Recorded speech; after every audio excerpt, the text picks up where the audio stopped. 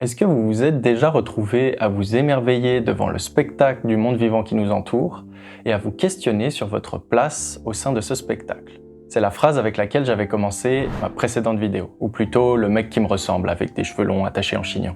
Il vous avait raconté plein de trucs à propos de la place de l'humain dans le règne animal et de ce qui pouvait éventuellement faire sa spécificité au sein du vivant, et c'était la première partie d'un épisode en 3 parties qu'on va poursuivre ici.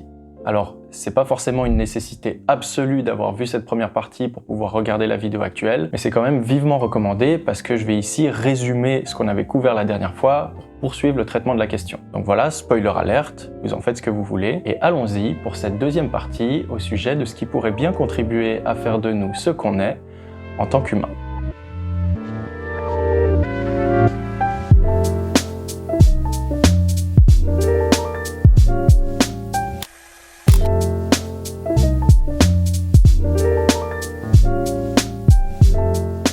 On parle des chauves-souris qui sont capables de se repérer dans le noir total grâce à un traitement aiguisé des ondes sonores, des ornithorynques qui font pareil, eux, grâce à un traitement aiguisé des signaux électriques qui les entourent, ou encore des espèces d'oiseaux qui peuvent retenir l'emplacement exact de milliers de cachettes de nourriture qu'elles ont préparées durant la période de provision. On tombera assez facilement d'accord sur le fait que le règne animal ne manque pas d'exemples de facultés rares, époustouflantes, voire même uniques.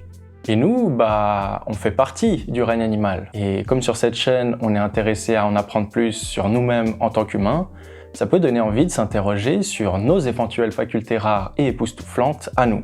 C'est la quête qu'on avait initiée dans la partie précédente. On y avait remarqué que, en cherchant ce que l'humain pouvait avoir d'unique, on avait généralement pas mal d'idées qui nous venaient assez intuitivement à l'esprit, comme par exemple le fait qu'on était en mesure de quitter notre planète d'origine par nos propres moyens, qu'on puisse plus ou moins à n'importe quel moment communiquer en direct avec quelqu'un qui se trouve à l'autre bout de la Terre, ou encore qu'on ait assisté, grâce à un engin effrayant de complexité, à la démonstration expérimentale d'une particule qui s'appelle le boson de Higgs. Toutes ces choses-là, clairement, on n'en a jamais observé ailleurs que chez l'humain. Peut-être parce que les autres espèces ont mieux à foutre que construire des engins de plusieurs kilomètres de circonférence pour prouver des trucs auxquels on comprend rien. Mais bon, c'est pas la question. On a en tout cas ici des exemples de choses qui appartiennent à l'humain et seulement à l'humain dans le règne animal.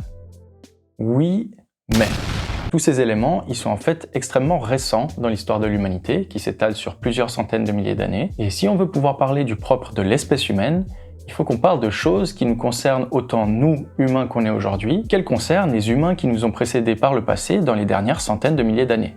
Et les humains d'il y a 20 000, 50 000 ou 200 000 ans, apparemment, eux aussi, ils avaient mieux à foutre que construire des engins de plusieurs kilomètres de circonférence pour prouver des trucs auxquels on comprend rien. Bon, du coup, qu'est-ce qu'on fait ? Une idée, ça peut être de décomposer les éléments qu'on vient de mentionner, nos grands accomplissements technologiques et scientifiques, la conquête spatiale, etc., en de plus petites unités pour aboutir sur des choses plus simples, moins spécifiques, que nos ancêtres humains maîtrisaient déjà. De cette manière, on se retrouvera à parler de capacités qui sont pas seulement limitées à nous-mêmes humains tels qu'on est aujourd'hui, mais qui concernent toute l'humanité de toute époque, et ces capacités, on pourra ensuite aller les chercher ailleurs dans le règne animal pour vérifier si elles sont propres à l'espèce humaine ou non. Alors oui, c'est une approche construite, réfléchie, ambitieuse, mais c'est ce qui nous permettra le plus possible de se rapprocher d'une réponse satisfaisante à notre question d'intérêt et d'éviter de se mettre à dire de grosses conneries. Les animaux n'ont pas la jouissance du mal. Ils n'ont pas la jouissance du mal. Les êtres humains ont la jouissance du mal. Non, moi je crois qu'il faut que vous arrêtiez d'essayer de dire des trucs. Pour les autres, vous vous rendez pas compte de ce que c'est. Dans la première partie de l'épisode, on avait vu d'abord une première manière de décomposer les accomplissements de l'humanité en de plus petites unités. On avait vu que quitter notre planète d'origine par nos propres moyens, ça nécessitait l'utilisation d'une fusée. Communiquer en direct avec quelqu'un qui se trouve à l'autre bout de la Terre, ça nécessitait l'utilisation d'un téléphone. Fusée et téléphone, c'est des objets technologiques très complexes qu'il faut d'abord avoir fabriqués avant d'utiliser. Et donc, pour réduire ça à une unité plus simple et moins spécifique, on peut parler de fabrication et d'utilisation d'outils. Cette capacité-là, elle existait effectivement déjà chez nos ancêtres humains avant d'exister chez nous-mêmes, et c'est aussi une capacité qu'il est facile d'aller chercher ailleurs dans le règne animal pour évaluer si elle est propre à notre espèce ou non. Évidemment, ce qu'on avait pu voir, c'est que c'était loin d'être le cas. Alors ouais, je fais pas durer suspense, je vous avais dit, spoiler alerte, vous étiez prévenus. Et on a mis en évidence différents exemples de fabrication et d'utilisation d'outils chez le chimpanzé, l'orang-outan, le capucin ou encore le corbeau, avec des capacités assez impressionnantes et parfois même insoupçonnées. Et le boss final dans ce contexte-là, c'est un corbeau qui a été surnommé 007 et qui a été capable de résoudre un problème en 8 étapes qui nécessite l'utilisation de plusieurs méta-outils. On avait donc poursuivi la décomposition des accomplissements de l'humanité en de plus petites unités, en pointant du doigt le fait que construire des objets aussi complexes que des fusées ou des téléphones portables, c'était loin d'être quelque chose de faisable en solitaire. Et les exemples de fabrication et d'utilisation d'outils qu'on avait vus chez d'autres espèces, c'était plutôt des trucs où un individu seul était impliqué. Construire des fusées ou des téléphones portables, c'est une entreprise qui nécessite une coopération à large échelle avec un très grand nombre d'individus impliqués dans le processus. Voilà donc une nouvelle unité qui, comme la fabrication et l'utilisation d'outils, concernait déjà nos ancêtres humains avant de nous concerner nous, et qu'on a pu aller chercher ailleurs dans le règne animal pour voir si on en trouvait. Et on a effectivement trouvé de la coopération chez différentes espèces comme le chimpanzé, le chien sauvage d'Afrique ou le suricate, et même de la coopération à large échelle impliquant un très grand nombre d'individus chez différents insectes, les fourmis, les termites, les abeilles ou encore les guêpes. Voilà globalement où on en était resté la dernière fois. Bredouille, parce que tout ce qu'on a couvert nous a pas encore permis de trouver des capacités uniques à l'espèce humaine. Du coup, voyons dès à présent comment est-ce qu'on peut poursuivre notre quête dans l'espoir de se rapprocher un peu plus d'une réponse à notre question d'intérêt.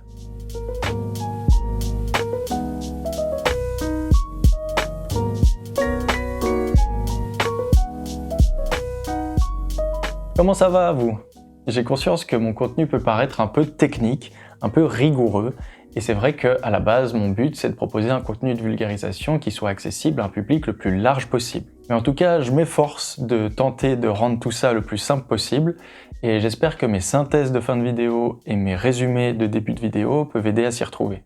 Dans cette partie 2, on va plonger dans un champ un peu plus complexe que ce qu'on avait couvert dans la première partie, mais j'avais déjà commencé à en parler dans des épisodes préalables, donc ça peut aider pour les personnes qui les auraient vus. Et je vous invite à vous laisser porter par le sujet parce que je pense que ça en vaut la peine. Et à la fin de la vidéo, n'hésitez pas à me faire votre retour pour me partager votre ressenti au sujet de tout ça, j'essayerai d'en tenir compte au maximum.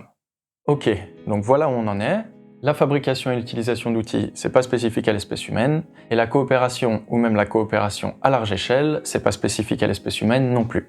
Donc ce qu'on doit faire là, c'est revenir une fois de plus sur les grands accomplissements de notre espèce, comme l'exploration de l'espace ou la téléphonie à longue distance, et voir comment est-ce qu'on peut aller plus loin, toujours avec cette idée de décomposer ces grands accomplissements en de plus petites unités. Construire des fusées pour aller dans l'espace ou développer des télescopes comme James Webb pour observer ce qui se passe à des milliards d'années-lumière, on l'a dit, ça nécessite une coopération à large échelle qui mobilise énormément de monde. Maintenant, soyons plus précis sur la nature de cette coopération. Parce qu'il ne s'agit pas seulement d'une coopération en temps réel avec des individus qui existent au même moment que nous, mais il s'agit aussi et surtout d'une coopération avec des milliers d'individus qui ont existé par le passé avant nous et dont les connaissances et savoir-faire nous ont été transmis génération après génération. On peut mettre autant de monde qu'on veut sur un projet de conception de fusée ou de télescope spatial. Si ce monde-là doit partir de zéro et ne pas avoir accès au bagage de connaissances et de compétences dont on a hérité des générations précédentes, c'est peine perdue. Ça n'a aucune chance d'aboutir. On identifie donc là, dans nos grands accomplissements, une nouvelle unité fondamentale qui est la transmission de connaissances, de compétences, de savoir-faire, etc. On ne serait pas en mesure de faire un dixième de ce qu'on fait aujourd'hui dans nos quotidiens si on n'avait pas accès à tout ce qui a été découvert, inventé et peaufiné avant nous. La transmission, donc, ça va être un terme clé pour cette vidéo. Nous autres humains transmettons des connaissances, des croyances, des coutumes, etc., d'individu en individu et de génération en génération. Ce processus, il est au cœur d'un phénomène qu'on appelle la culture. La culture, globalement, ça se rapporte à des comportements typiques d'un groupe, partagés par les membres d'une communauté et qui reposent sur des informations apprises et transmises socialement. Porter un kilt et danser sur un air de cornemuse, c'est typique de la culture écossaise parce que c'est une pratique propre à ce groupe qui a été apprise et transmise socialement en traversant les générations. De la même manière, porter un kimono lors d'une cérémonie traditionnelle, c'est typique de la culture japonaise parce que ça a été appris et transmis socialement de génération en génération au Japon. Et donc, si l'utilisation d'outils et si la coopération ne sont pas spécifiques à l'espèce humaine, est-ce que la culture, elle pourrait lui être spécifique ? Eh bien, j'ai fait une vidéo spécifiquement dédiée à cette question sur ma chaîne, vous avez le lien qui s'affiche à l'écran. Donc le chapitre de la culture, il a été traité. Si vous avez vu ma vidéo, vous en connaissez les conclusions, et si vous l'avez pas vu, vous pouvez continuer à regarder la vidéo actuelle sans que ça pose problème. Simplement, je vais prendre pour acquises les conclusions qu'on avait tirées dans cette vidéo-là, donc si vous voulez pas vous faire spoiler, c'est le moment ou jamais d'aller la voir. La culture, au sens de comportement typique d'un groupe, partagé par les membres d'une communauté et qui repose sur des informations apprises et transmises socialement, ça n'est pas spécifique à l'humain. Parce que comme l'utilisation d'outils et comme la coopération, on en retrouve ailleurs dans le règne animal. Ok, donc on va devoir aller plus loin que la culture. Et ça tombe bien, parce que dans notre fil rouge en lien avec les grands accomplissements de l'humanité, comme l'exploration de l'espace, on a affaire à quelque chose d'un peu plus spécifique que la culture. Dans le processus qui mène à être capable de développer et utiliser des engins technologiques tels que le smartphone à écran tactile ou le télescope spatial James Webb, il suffit pas de transmettre des connaissances. Parce que si on faisait que transmettre des connaissances, on progresserait pas par rapport à notre point de départ. On continuerait d'utiliser le téléphone filaire tel qu'il était au 19e siècle ou la lunette astronomique telle qu'elle était au début du 17e siècle. Ce qui permet de passer de ces outils révolutionnaires pour leur époque, mais un peu vieillots pour nous, aux engins qu'on utilise nous à l'heure actuelle, c'est une transmission des connaissances accompagnée d'innovations qui vont représenter une avancée, une amélioration dans le domaine et qui vont être transmises à leur tour. Donc non seulement il y a transmission, mais il y a aussi innovation qui vont représenter des améliorations, puis retransmission, puis répétition. C'est que des trucs en on. Et le mec il lui dit, c'est le phare à on. Si on prend comme exemple le domaine de la communication à distance, il y a eu innovation au moment du développement du téléphone filaire, les connaissances associées à cette technologie se sont transmises, puis il y a eu une nouvelle innovation au moment du développement du télégraphe, qui a représenté une amélioration dans la mesure où la communication ne passait plus par un fil mais par onde radio. Les connaissances associées à la technologie sans fil se sont à leur tour transmises. Puis il y a eu une nouvelle innovation au moment où on n'avait plus un téléphone filaire ou un télégraphe, mais un téléphone mobile qui combine l'avantage des deux, c'est-à-dire permettre une communication en direct comme avec le téléphone filaire, mais en passant par les ondes radio comme avec le télégraphe. Les connaissances associées à cette nouvelle technologie se sont à leur tour transmises, et ainsi de suite, jusqu'à ce qu'on soit où on en est aujourd'hui, avec les smartphones à écran tactile et tout ce qu'ils permettent comme fonctionnalité. On remarque que c'est un processus qui se répète, avec toujours les mêmes étapes d'innovation, d'amélioration et de transmission. Et le monde scientifique a appelé ce phénomène l'évolution culturelle. Culturelle parce qu'il y a transmission des connaissances et des pratiques de génération en génération, comme c'est le cas avec la culture, et évolution parce que ces connaissances et ces pratiques évoluent au cours du temps. Donc on a dit utilisation d'outils, coopération, culture, tous des candidats écartés pour pouvoir parler du propre de l'espèce humaine. Maintenant, qu'en est-il de l'évolution culturelle ?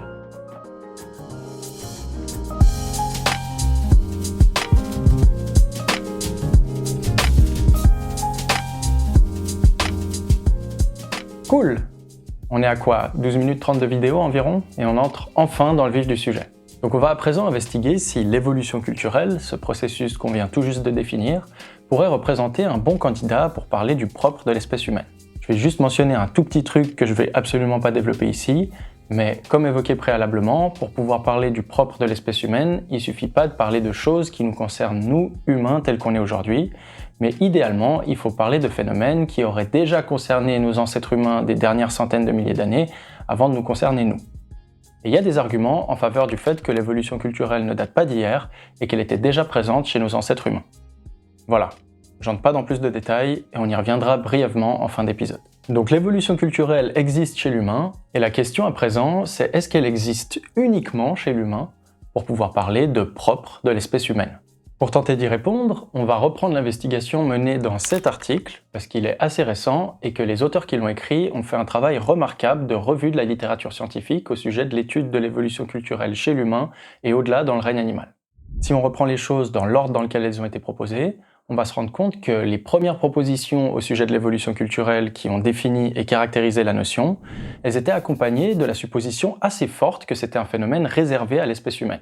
Et l'argumentation qui accompagnait ça, c'était généralement que l'humain était doté de certaines facultés psychologiques qui permettent l'évolution culturelle et qu'on ne retrouvait pas ce genre de facultés psychologiques ailleurs dans le règne animal. Mais c'était pas assez solide parce que de telles facultés psychologiques, même si c'était rare, on en retrouvait un peu ailleurs dans le règne animal. Et au final, le meilleur moyen de savoir s'il existe de l'évolution culturelle ailleurs que chez l'humain, c'est d'aller chercher de l'évolution culturelle ailleurs que chez l'humain. Et à partir de là, ça a pris la direction opposée. C'est-à-dire qu'on est passé de « on affirme que l'évolution culturelle est spécifique à l'espèce humaine sans faire trop d'efforts pour chercher à le prouver » à « On va voir si on trouve de l'évolution culturelle ailleurs dans le règne animal, et on s'emballe un peu vite, du coup on affirme un peu trop rapidement en avoir trouvé. Il y a pas mal d'articles qui ont été publiés à un moment donné et qui prétendaient avoir mis en évidence de l'évolution culturelle ailleurs dans le règne animal, mais en réalité, ils mettaient souvent en évidence certaines composantes, mais pas toutes, de l'évolution culturelle, et parfois ils mettaient même en évidence juste des choses pas très convaincantes. Du coup, basé sur tous ces travaux en lien avec l'évolution culturelle qui n'avaient pas encore de définition consensuelle, les auteurs de cet article ont proposé de formuler clairement une caractérisation de cette notion avec 4 critères à remplir pour pouvoir parler d'évolution culturelle. Ces 4 critères, c'est ceux qu'on a évoqués préalablement.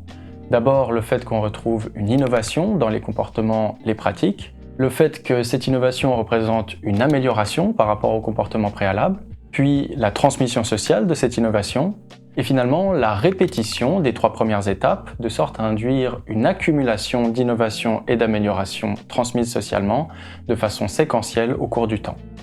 Avec cette nouvelle formulation de la notion fraîchement proposée, les auteurs sont retournés regarder dans les articles qui déclaraient avoir mis en évidence de l'évolution culturelle chez différentes espèces animales si on retrouvait effectivement chacun de ces critères. Et leur conclusion, ça a été la suivante. Pour la plupart des études, on a quelque chose d'incomplet, avec seulement une partie des critères qui a été clairement identifiée, mais dans le lot, il y a quand même 2 travaux qui ont démontré l'existence de chacun de ces critères chez 2 espèces différentes. D'oiseaux, chez 2 espèces d'oiseaux. Les 2 espèces chez qui on a clairement mis en évidence l'ensemble des 4 critères pour pouvoir parler d'évolution culturelle, c'est le diamant mandarin et le pigeon. Le pigeon biset, celui que tout le monde connaît. Lui. Celui qui dit... De nouveau, j'aime vraiment ces conclusions parce qu'elles nuancent beaucoup nos intuitions qui ont tendance à nous faire penser la coopération à large échelle, l'évolution culturelle, vu l'ampleur de ses facultés, ça doit être réservé à l'humain ou à des espèces très proches de nous. Et en fait, non. Pour la première, les insectes, et pour la deuxième, les pigeons. Oui, les insectes et les pigeons peuvent montrer des facultés très impressionnantes. Alors là, vous êtes sûrement en train de vous dire, vous êtes en train de penser, là je l'entends, vous le pensez tellement fort que je l'entends, vous êtes en train de vous dire que je me fous de votre gueule. Parce que quand on compte la première partie de l'épisode, on en est à plus de 50 minutes de contenu là, et je suis encore en train de conclure que les capacités dont on parle sont pas réservées à l'espèce humaine. J'entends votre colère, j'entends votre frustration. Mais vous inquiétez pas, je me paye pas votre tête. Juste, on traite les informations les unes après les autres. Donc d'abord, je vous parle du diamant mandarin et du pigeon, et ensuite, je vous explique en quoi je me paye pas votre tête.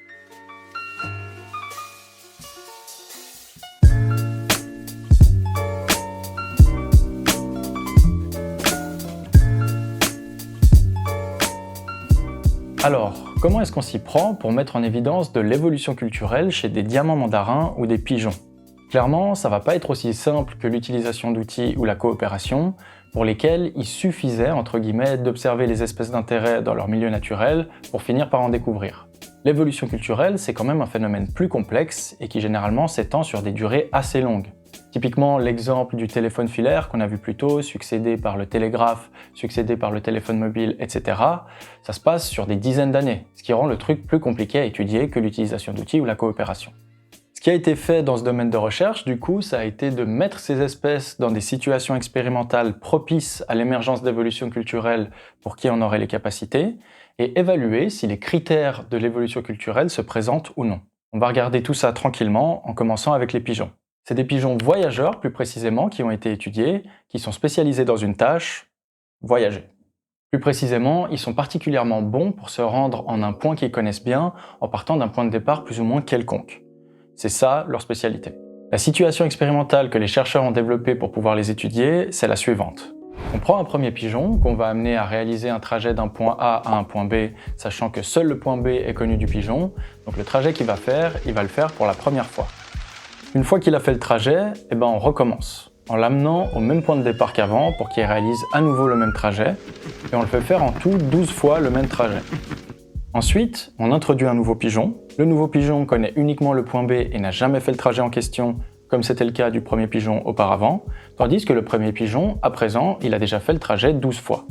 Et là, on va amener ces 2 pigeons à faire 12 fois le trajet en binôme. Ensuite, on retire le pigeon le plus expérimenté, celui qui a déjà fait le trajet 12 fois seul et 12 fois en binôme, et on introduit un nouveau pigeon qui ne connaît que le point B et qui n'a jamais fait le trajet. Et on répète ça en fait. Donc là, le nouveau binôme va faire 12 fois le trajet ensemble, puis on va retirer le plus expérimenté des deux, introduire un nouveau pigeon inexpérimenté, etc. pour arriver à la fin avec 5 séries de 12 trajets qui auront été réalisés.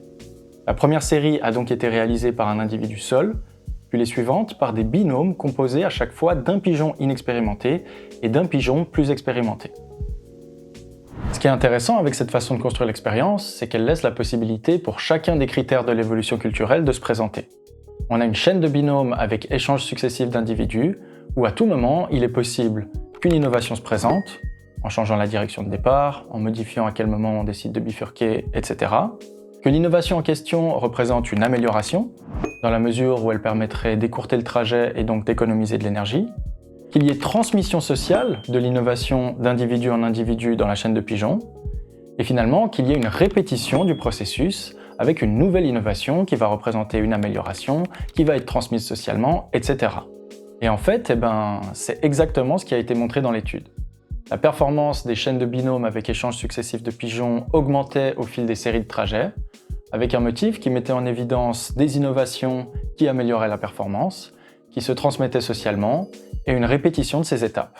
Du coup, il semblerait bien qu'on ait tous les ingrédients pour être en mesure de parler d'évolution culturelle chez les pigeons, au moins dans cette situation expérimentale-là. Alors, je sais que quand on parle d'évolution culturelle, ça peut faire bizarre de se dire que l'exemple qui est présenté, c'est celui de pigeons qui améliorent petit à petit le chemin qu'ils prennent d'un point A à un point B. On n'a pas forcément l'impression qu'il s'agit d'évolution culturelle. C'est des pigeons qui volent, quoi. Enfin, voilà. Eh bien, j'entends votre argument, qui est tout à fait recevable, et on y reviendra brièvement juste après. Mais d'abord, présentons l'exemple des diamants mandarins, qui ressemble d'ailleurs un peu plus à l'idée qu'on peut se faire de quelque chose de culturel. Les idées générales au niveau de la façon dont l'étude a été construite pour les diamants mandarins étaient globalement les mêmes que pour les pigeons, mais cette fois-ci, on ne s'est pas intéressé à la capacité de ces oiseaux à voyager, on s'est intéressé à leur chant. Et cette étude, elle est très belle parce que, à l'aide d'une situation expérimentale, elle permet de suggérer fortement que, en milieu naturel, les chants des diamants mandarins sont non seulement un phénomène culturel, mais sont même issus d'une évolution culturelle. Pour montrer ça, comment est-ce que les auteurs ici sont pris ? Eh bien déjà, comme point de départ, ils sont partis de 2 constats. Le premier, c'est que les chants des mâles adultes chez cette espèce dans leur milieu naturel présentent des régularités mélodiques et rythmiques qui sont reconnaissables. Et le deuxième, c'est que les mâles qui ont été isolés durant leur développement, donc qui n'ont pas eu d'interaction avec leurs semblables, ont tendance à finir par développer un chant qui ne respecte pas ces régularités, et ils produisent un chant qui est globalement moins structuré, moins régulier, et donc moins harmonieux. On a donc 2 types de chants.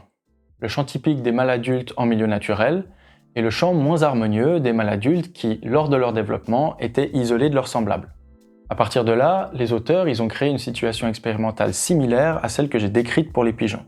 Sauf que avant, les cobayes de l'expérience, entre guillemets, c'était des pigeons qui étaient inexpérimentés au départ concernant un trajet donné, alors que là, les cobayes de l'expérience, toujours entre guillemets, c'est des diamants mandarins qui ont été isolés de leurs semblables durant leur période de développement, et donc qui sont inexpérimentés au départ dans le domaine de l'apprentissage vocal, ou du chant. Une fois qu'on a en tête cette différence, le reste c'est globalement la même chose. On met un premier oiseau seul dans une pièce, on le laisse faire ce qu'il veut, généralement il chante, et on enregistre son chant. Ensuite, on introduit un nouvel individu dans la pièce, on se retrouve alors avec 2 oiseaux, et on les laisse faire ce qu'ils veulent, du coup ils chantent, et on enregistre leur chant. Ensuite, on retire l'individu qui était là en premier dans la pièce, et on en introduit un nouveau, tout frais, tout neuf. On a donc un nouveau binôme, on les laisse chanter, on les enregistre, et ainsi de suite. On fait ça sur plusieurs générations, avec toujours la même idée qui est de retirer l'individu le plus ancien du binôme pour en introduire un qui est tout nouveau.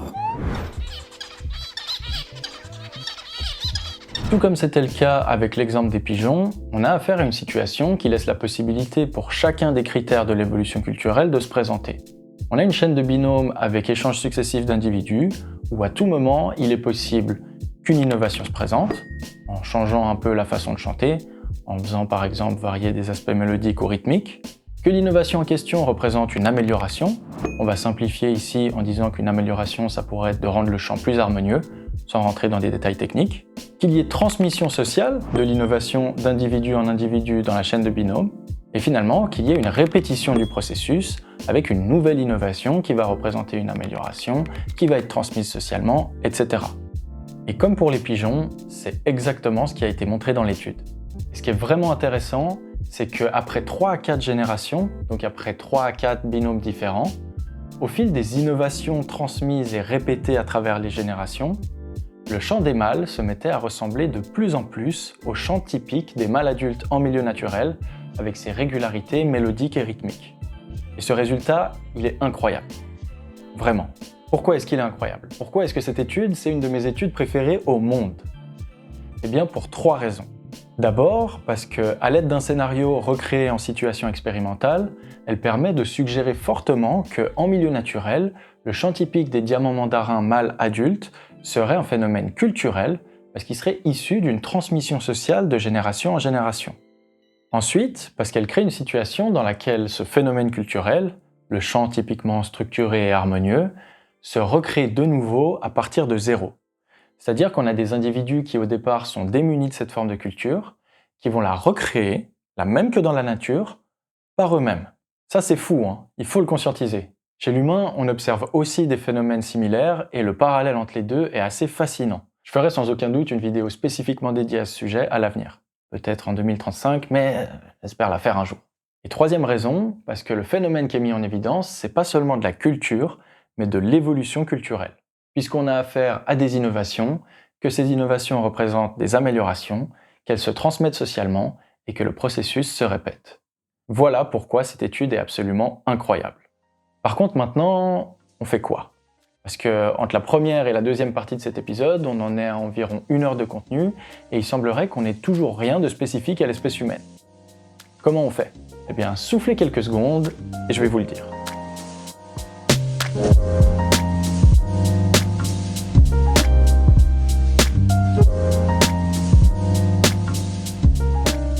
Si on résume très brièvement ce qu'on a vu dans cette partie, qu'est-ce qu'on sait?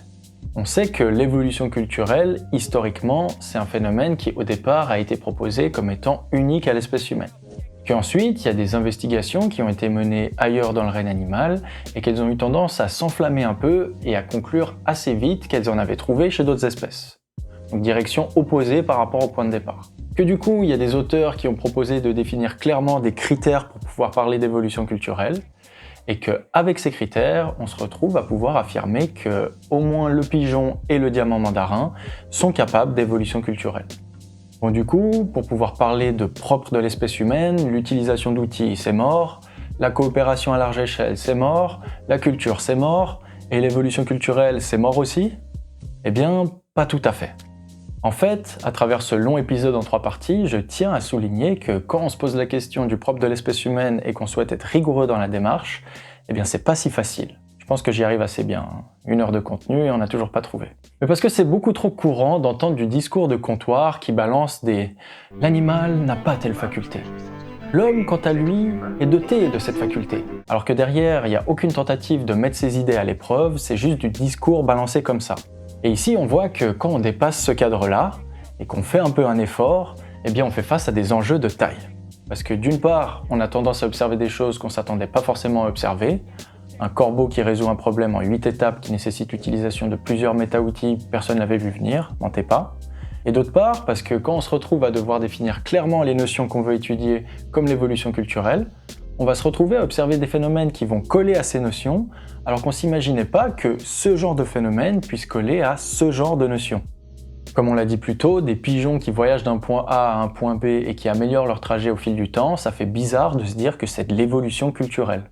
Et pourtant, quand on définit l'évolution culturelle comme un processus qui fait intervenir innovation, amélioration, transmission et répétition, eh bien ça colle. Du coup voilà, quand on se pose la question du propre de l'espèce humaine et qu'on souhaite être rigoureux dans la démarche, on fait face à des défis importants. Maintenant, avec tout ce qu'on vient de voir, on est loin d'être complètement à côté de la plaque. On est même dans une direction très intéressante, et je vais vous expliquer pourquoi. Il y a notamment 2 choses à souligner. D'abord, c'est que les deux cas d'évolution culturelle qu'on a vus, celui du pigeon et du diamant mandarin, ils ont eu lieu dans une situation expérimentale et sur une durée relativement courte. Donc ça permet de suggérer fortement qu'il pourrait y avoir de l'évolution culturelle chez ces espèces en milieu naturel, mais ça ne le démontre pas à proprement parler. Il y a donc encore une part d'incertitude. Et ensuite, et c'est le point le plus important, les deux seuls cas d'évolution culturelle qui ont été montrés chez d'autres espèces que l'humain à ce jour, donc chez le pigeon et le diamant mandarin, sont des cas d'évolution culturelle convergente. Qu'est-ce que ça veut dire? Eh bien, si on prend le cas des pigeons, on va avoir une chaîne dans laquelle on va observer les étapes d'innovation, amélioration, transmission et répétition, ce qui va permettre au comportement d'évoluer au cours du temps, et cette évolution des comportements, elle va converger vers une solution donnée. Au fur et à mesure des trajets, les pigeons vont être capables de prendre les raccourcis pertinents, de réduire leur temps de trajet et donc d'économiser de l'énergie. Et une fois que le trajet optimal aura été identifié, eh bien la solution, elle va se stabiliser. Il y aura eu convergence vers la solution optimale, puis stabilisation. De la même manière, si on prend le cas des diamants mandarins cette fois-ci, eh bien plus l'expérience avance, plus leurs chants vont se mettre à ressembler aux chants des mâles adultes en milieu naturel. Puis ça se stabilise. Il y a eu convergence vers un certain type de chant, puis stabilisation. Mais du coup, est-ce que c'est comme ça que l'évolution culturelle humaine, elle semble fonctionner? En convergeant vers une solution donnée, puis en se stabilisant? Eh bien, pas vraiment. Et c'est même plutôt tout l'inverse. L'évolution culturelle humaine, elle a plutôt tendance à diverger. C'est-à-dire que plutôt que de stabiliser une solution une fois qu'elle fonctionne bien, on va continuer à la modifier, à l'améliorer, à la combiner avec d'autres, à l'adapter à de nouveaux usages, etc. Typiquement, si on prend l'exemple d'un objet technologique qu'on connaît bien, les écouteurs, eh bien c'est un objet issu d'une évolution culturelle. Pour qu'il finisse par être développé, il a fallu passer par des étapes d'innovation, d'amélioration, de transmission et de répétition. Et ensuite, une fois que les écouteurs filaires classiques ont été développés, est-ce que ça s'est stabilisé? Certainement pas. Il y a eu une divergence assez extraordinaire à travers une diversification dans plusieurs lignées distinctes. Une lignée qui a amené aux écouteurs sans fil, qui intègre d'ailleurs une autre technologie issue de l'évolution culturelle qui est la technologie Bluetooth. Une lignée qui a amené aux écouteurs spécialisés pour le sport, qui sont particulièrement stables et qui résistent à la sueur et aux intempéries. Une lignée encore plus spécifique avec des écouteurs spécialisés pour la natation, qui fonctionnent du coup sous l'eau. Dans l'eau, il y a même des écouteurs à conduction osseuse qui ont été développés, c'est-à-dire qu'on ne les place pas dans les oreilles mais au niveau des tempes et on entend le son via les vibrations sur les os du crâne, ce qui permet de garder les oreilles libres pour entendre le reste de l'environnement, etc., etc. Tous ces écouteurs, en fin de compte, ils ont la même fonction de base, transmettre du son. Mais chacun répond à un besoin, un contexte, une activité qui sont spécifiques. Et c'est cette prolifération de variantes, cette façon de ne pas converger vers une solution donnée, mais au contraire de se diversifier encore et encore, qui illustre parfaitement la divergence qui caractérise l'évolution culturelle humaine. Donc les auteurs de cet article, dont on parle depuis un moment dans cette vidéo, ils en sont venus à la proposition suivante. Les étapes d'innovation, d'amélioration, de transmission et de répétition, elles forment les critères de base pour pouvoir parler d'évolution culturelle.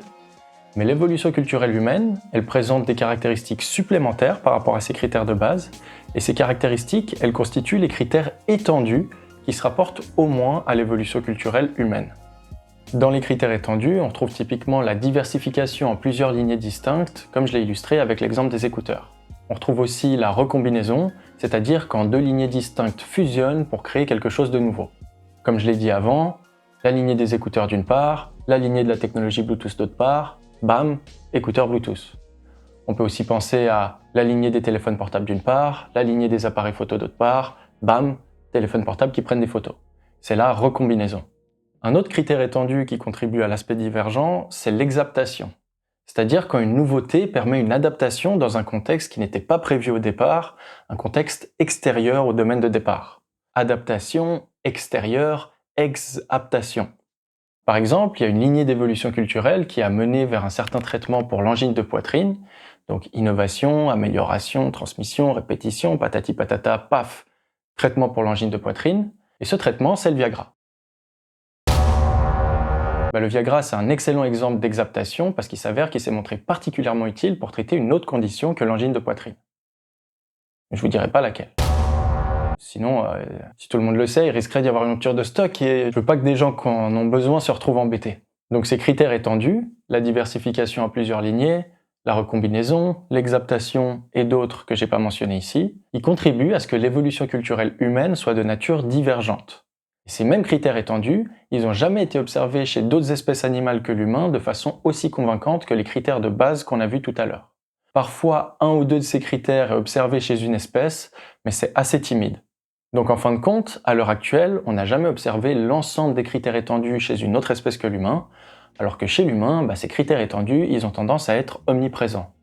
Et c'est la proposition des auteurs dans leur article, c'est que peut-être que les critères de base ne seraient pas spécifiques à l'humain, donc une certaine forme d'évolution culturelle pourrait exister de façon plus large dans le règne animal, mais l'évolution culturelle humaine pourrait avoir des caractéristiques qui lui sont propres, qui seraient décrites à travers les critères étendus et qui la rendraient divergente par nature, et ça pourrait être spécifique à l'humain.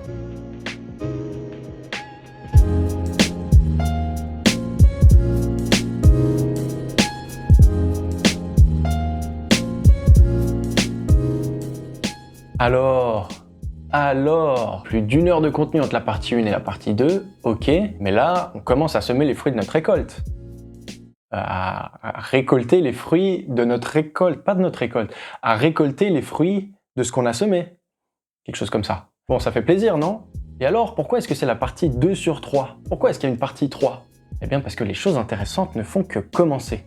Voyons rapidement ce qui nous attend pour la partie 3, et pour ça, redonnons un peu de contexte en faisant une petite synthèse. Qu'est-ce qu'on a vu globalement dans les 2 premières parties de cet épisode? Déjà, on est à la recherche de ce qui pourrait constituer le propre de l'espèce humaine, là-dessus, on est d'accord. Il s'avère que l'humain, durant sa carrière, a fait des trucs cool, comme construire des fusées pour explorer l'espace, développer des centrales nucléaires, etc. Et c'est des trucs qu'on n'a jamais observés ailleurs chez d'autres espèces du règne animal. Mais on ne peut pas parler de ces trucs-là comme étant ce qui constitue le propre de l'espèce humaine, parce que l'espèce humaine, elle existe depuis environ 300 000 ans, alors que ces trucs-là, ils ont été développés extrêmement récemment. Voilà, si on veut pouvoir parler du propre de l'espèce humaine, il faut parler de choses qui concernent toute l'espèce humaine de toute époque, pas seulement celle des 100 dernières années. Donc on s'est dit qu'on allait décomposer les grands accomplissements humains tels que le développement de fusées ou de centrales nucléaires en de plus petites unités pour aboutir sur des choses qui, elles, pourraient avoir concerné tous les humains des derniers 300 000 ans. Dans le but, finalement, d'aller observer si on retrouve ce genre de phénomène ailleurs dans le règne animal pour pouvoir conclure si c'est effectivement propre à notre espèce ou non.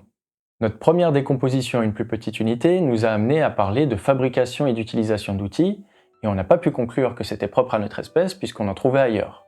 Le chimpanzé, le capucin, le corbeau, etc. Notre deuxième décomposition en une plus petite unité nous a amené à parler de coopération à large échelle, et de nouveau, on n'a pas pu conclure que c'était propre à notre espèce parce qu'on en trouvait ailleurs, notamment chez des insectes comme les fourmis, les termites, les abeilles, les guêpes. Notre troisième décomposition en une plus petite unité nous a amené à parler de culture puis d'évolution culturelle. La culture, on avait déjà vu dans un épisode préalable que c'était pas spécifique à notre espèce parce qu'on en trouvait ailleurs, et l'évolution culturelle, globalement, c'est ce qui nous a occupé dans la vidéo actuelle. Et on a eu une petite frayeur parce qu'on a cru à un moment donné qu'on allait conclure que ça existait de la même manière que chez l'humain ailleurs dans le règne animal. Donc déjà, on en a découvert des choses inattendues jusqu'ici quand même. L'utilisation d'outils, la coopération à large échelle, la culture et même l'évolution culturelle selon les critères de base, on en retrouve ailleurs dans le règne animal. Ça met quand même un petit coup à l'ego humain très orgueilleux qu'on a reçu en héritage et qui a tendance à être encore pas mal présent, qui voudrait que l'humain soit la créature qui a été capable de tout un tas de choses dont les autres n'ont jamais été capables. Voilà, et tranquille, on peut se satisfaire de qui on est sans avoir à toujours vouloir rabaisser les autres. Bon, du coup, il s'avère que dans cette vidéo, on s'est dirigé vers quelque chose qui semblait pouvoir nous être propre. Et cette chose, c'est l'évolution culturelle divergente. Donc un phénomène dans lequel on a des comportements, des pratiques qui se transmettent socialement, où de temps en temps il va y avoir des innovations qui vont représenter des améliorations dans ces comportements, ces pratiques, où ces améliorations vont se transmettre socialement à leur tour, et puis une répétition de ces étapes qui va induire une progression des comportements et des pratiques au fil du temps, une progression cumulative puisqu'elle est issue du cumul de toutes les innovations et améliorations. Ce processus, chez l'humain, il est divergent par nature, c'est-à-dire qu'au lieu de se stabiliser une fois qu'une solution satisfaisante a été trouvée, il va sans cesse produire de nouvelles variantes, amener dans de nouvelles directions, apporter de la complexification et de la diversification. Donc l'évolution culturelle divergente, c'est notre piste actuelle pour pouvoir parler du propre de l'espèce humaine, et cette piste-là, elle est quand même très intéressante. Parce qu'un processus qui renferme les caractéristiques d'être cumulatif et divergent, souvent il évolue au cours du temps de façon exponentielle. C'est-à-dire que plus on avance, plus on progresse, et la progression s'accélère à mesure qu'on continue d'avancer. Et ça décrit très bien la trajectoire des comportements humains au cours de l'histoire. Parce qu'au Paléolithique, il y avait certainement déjà de l'évolution culturelle, ok, donc on allait peut-être se mettre à tailler des pierres d'une certaine manière plutôt que d'une autre, en respectant les étapes d'innovation, d'amélioration, de transmission et de répétition. Mais pendant les 10 000, 20 000, 30 000 années qui allaient suivre, on allait malgré tout continuer à tailler des pierres. Donc la progression, à ce moment-là, comme elle en était à ses débuts, elle était relativement lente. Et si on compare ça à la progression qu'on connaît de nos jours, il n'y a pas photo. Littéralement, hein, il y a 600 ans en arrière, on ne prenait pas de photos. Et après quelques étapes d'innovation, d'amélioration, de transmission et de répétition, eh bien on se retrouve à être plusieurs milliards dans le monde, à être en capacité de prendre des photos plus ou moins quand on le souhaite, à l'aide d'un objet qu'on a toujours sur nous dans nos quotidiens. Et même, il y a 50 ans à peine, pour prendre une photo, il fallait un appareil, une pellicule, un labo, et parfois 3 semaines à attendre pour savoir si on avait réussi à pas couper mamie. Aujourd'hui, on peut le faire en quelques secondes avec un appareil qui reconnaît les visages, corrige automatiquement les yeux rouges, les conditions de luminosité, etc. et qui par ailleurs, à ses heures perdues, fait aussi GPS, lampe de poche, réveil, lecteur de vidéos et j'en passe. On remarque à quel point la progression elle s'est accélérée par rapport à ses débuts. L'évolution culturelle divergente, donc. C'est le premier élément intéressant de cette série de vidéos pour faire office de propre de l'espèce humaine. Parce qu'elle décrit très bien la trajectoire des comportements humains au cours de l'histoire de notre espèce, Homo sapiens, et qu'en parallèle, on n'en a jamais observé à ce jour chez d'autres espèces. C'est le premier élément intéressant du coup, ok, mais c'est pas le dernier, parce qu'il y a une partie 3. Alors, comme on a déjà beaucoup parlé dans la vidéo actuelle, je vais pas m'étendre sur le raisonnement et la construction logique qui nous amène à aborder le sujet qu'on abordera dans la prochaine partie, je ferai ça dans la vidéo dédiée. Pour le moment, tout ce que je vais vous dire, c'est que dans la prochaine partie, on va parler. Et pour parler, il y a une faculté psychologique fondamentale qui est nécessaire, c'est le langage. C'est ça qu'on abordera dans la prochaine partie.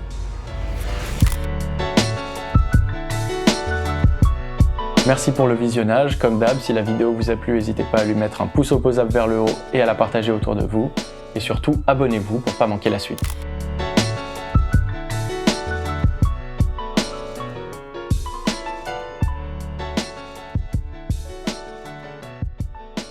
Fin de tournage, over, it's over.